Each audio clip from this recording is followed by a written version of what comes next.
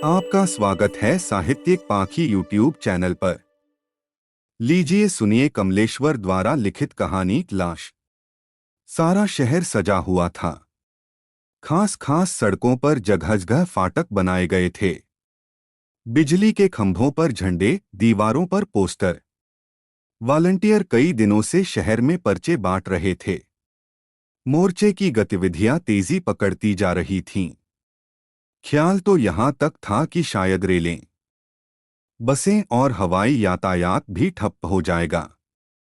शहर भर में भारी हड़ताल होगी और लाखों की संख्या में लोग जुलूस में भाग लेंगे। शहर से बाहर एक मैदान में पूरा नगर ही बस गया था। दूर दूर से टुकड़ियां आ रही थीं। कुछ टुकड़ियां ठेके की बसों में आई थीं। बसों पर भी झंडे थे। कपड़े की पट्टियों पर तहसील का नाम था। कुछ टुकड़ियों में औरतें भी थीं। बच्चे भी। औरतें खाली वक्त में अभियान गीत गाती रहतीं। केंद्रीय समिति ने कुछ नए नारे बनाए थे। जिला स्तर के कुछ लोग उन नारों का रियाज कर रहे थे। लंगर में आपाधापी थी। शहर के सब रास्ते, होटल, धर्मशालाएं, सराएं और रिश्तेदारों के घर प्रदर्शनकारियों से भरे हुए थे। 2 महीने पहले दर्जियों को झंडे और टोपी सिलने का ठेका दे दिया गया था। पर्चे और पोस्टरों का काम 7 छापाखानों के पास था। जिन पर्चों पर मांगे और नारे छपे थे, वे सब प्रदर्शनकारियों को बांट दिए गए थे। पुलिस की सरगर्मी भी बढ़ती जा रही थी। यातायात पुलिस ने नागरिकों की सुविधा के लिए ऐलान निकालने शुरू कर दिए कि मोर्चे वाले दिन नागरिक शहर की किन किन सड़कों को इस्तेमाल न करें, कि नागरिक अपनी गाड़ियां इत्यादि सुरक्षित स्थानों पर रखें। मोर्चे की विशालता का अंदाज लगाकर पुलिस कमिश्नर ने पीएसी को बुला लिया था। जिन जिन सड़कों से जुलूस को गुजरना था, उनकी इमारतों पर जगह जगह सशस्त्र पुलिस तैनात कर दी थी। सड़कों के दोनों ओर सिर्फ वह पुलिस थी जिसके पास डंडे थे, ताकि प्रदर्शनकारियों को ताव न आए। यह सब इंतजाम पुलिस कमिश्नर ने खुद ही कर लिया था। अपने चौकस इंतजाम की खबर देने के लिए जब पुलिस कमिश्नर मुख्यमंत्री के पास पहुंचा, तो उसका सारा तनाव खुद ही खत्म हो गया। मुख्यमंत्री के चेहरे पर कोई चिंता या परेशानी नहीं थी। वे हमेशा की तरह प्रसन्न मुद्रा में थे। गृहमंत्री धीरे धीरे मुस्कुरा रहे थे। मुख्यमंत्री ने कुछ कहा तो पुलिस कमिश्नर ने तफसील देनी शुरू की। 2000 लोकल फोर्स हैं, 500 पीएसी, 400 डिस्ट्रिक्ट से आया है, 300 रेलवे का है, 80 जवान जेल से उठा लिए हैं, 200 होमगार्ड, इनमें से 800 आर्म्ड हैं। हर पुलिस चौकी पर शैल्स का इंतजाम है। 1600 लाठियां पिछले हफ्ते आ गई थीं। 450 का फोर्स सिविलियन है। पुलिस कमिश्नर सब बताता जा रहा था, पर मुख्यमंत्री विशेष उत्सुकता से नहीं सुन रहे थे। गृहमंत्री भी बहुत दिलचस्पी नहीं ले रहे थे। कमिश्नर कुछ हैरान हुआ। उसने एक क्षण रुककर उन दोनों की तरफ ताका तो मुख्यमंत्री ने अपना चश्मा साफ करते हुए कहा, ख्वामख्वाह आपने इतनी तवालत की, इन विरोधी पार्टियों का कुछ भरोसा नहीं। अगर हम इंतजाम न करें तो, कमिश्नर कह रहा था, मोर्चा शांत रहेगा। गृहमंत्री ने कहा, क्या पता।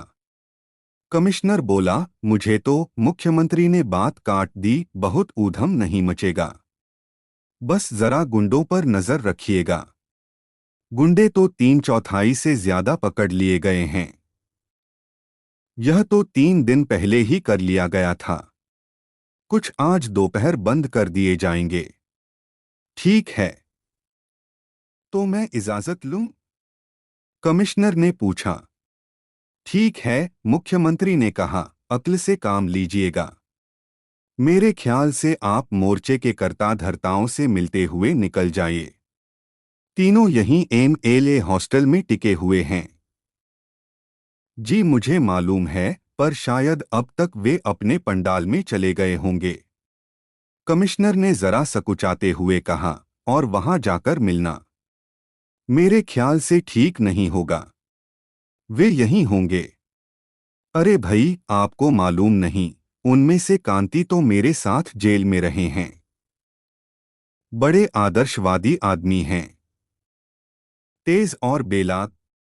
ऐसे विरोधी को मैं तो सरमाथे बिठाता हूं।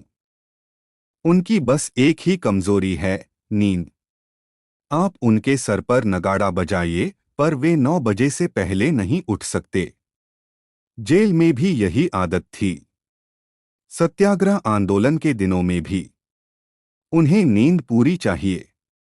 अभी वहीं होंगे। मुख्यमंत्री ने तारीफ करते हुए आगे कहा, अब मोर्चे का मामला है, इसलिए शायद वे मिलने न आए। नहीं तो हमेशा आते हैं। बेहद उम्दा आदमी है। भाई, मैं तो उनकी बड़ी इज्जत करता हूं। इस पार्टीबाजी और पॉलिटिक्स को क्या कहा जाए। कांतिलाल जी को तो सरकार में होना चाहिए था। गृहमंत्री ने बड़े दुख से कहा। बिल्कुल, मुख्यमंत्री बोले, देखते जाइए, मिल जाए तो ठीक है। मेरा नमस्कार बोलिएगा। न हो तो पंडाल में जाने की जरूरत नहीं है। पुलिस कमिश्नर नया था। बहुत सकुचाते हुए बोला, मोर्चे वाले शायद आपका पुतला भी जलाएंगे, उसके बारे में। अरे ठीक है, जलाने दीजिए। इससे आपका कानून कहाँ भंग होता है।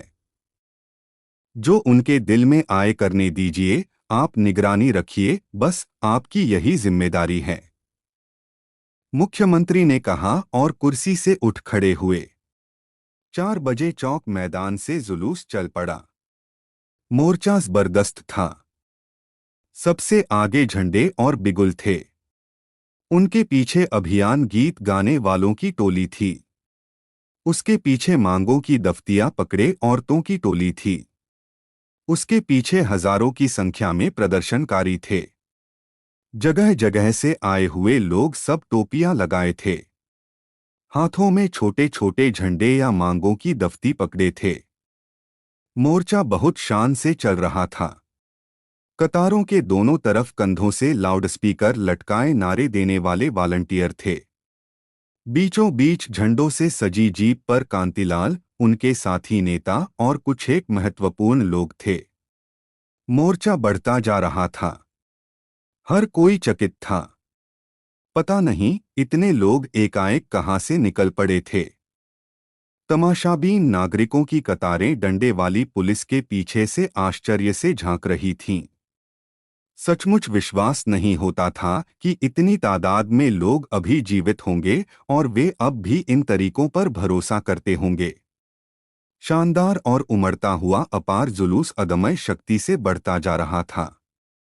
बड़े अखबारों के फोटोग्राफर इमारतों पर चढ़ चढ़कर हर मोड़ पर जुलूस के चित्र खींच रहे थे। कुछ एक विदेशी फोटोग्राफर इस ऐतिहासिक मोर्चे को देखकर हैरान थे।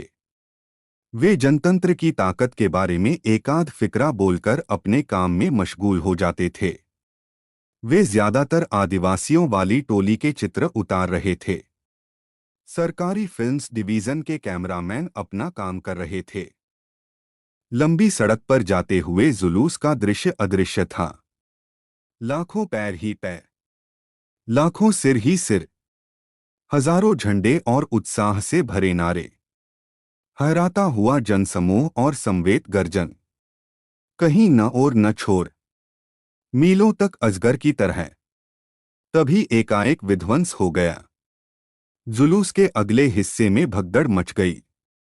सारा बाराबाट हो गया। चारों तरफ बदहवासी भर गई। इमारतों की खिड़कियों और दुकानों के दरवाजे तड़ तड़ बंद होने लगे। जुलूस दौड़ती भागती चीखती चिल्लाती बदहवास और अंधी भीड़ में बदल गया। चारों ओर भयंकर बदमनी फैल गई। फिर धुएं के बादल उठे। कुछ लपटें दिखाई दीं। तोड़फोड़ की गूंजती हुई आवाजें और घबराहट भरी चीखें आईं और गोलियां चलने की चटकती हुई तड़तड़ाहट सारे वातावरण में व्याप्त हो गई। धुएं के समुद्र में जैसे लाखों लोग ऊब चूब रहे हों।